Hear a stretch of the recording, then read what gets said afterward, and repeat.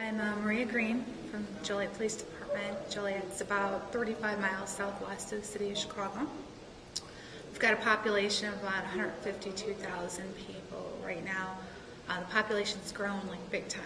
In the past maybe 20 years, when I started about 13 years ago, we were using 1980 or 1990 population figures, and we were about 79,000 people. So the population's grown a lot. In the past few years, the violent crime's actually gone down.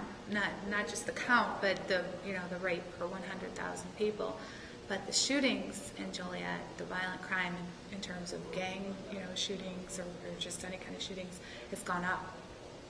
So that's kind of a problem for us.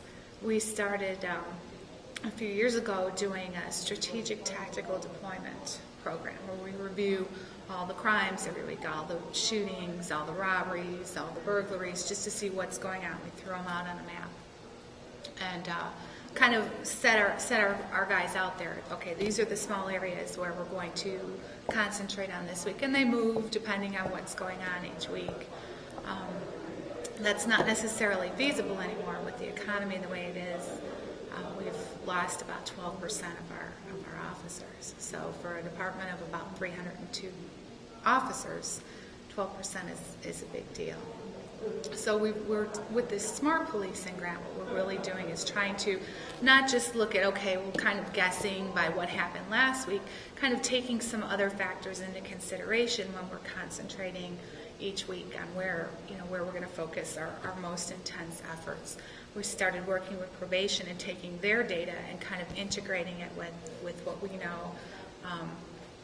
We started working with them a few months ago, actually, before we even got the grant, to sort of see what we can do together to kind of work on the shootings, on the gang violence in Joliet.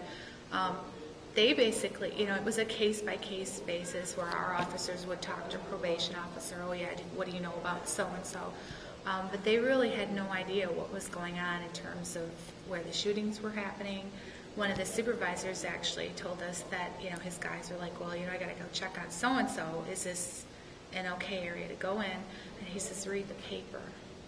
So they really weren't getting, real-time information on what the hotspots are, where are the arguments between this gang and this gang.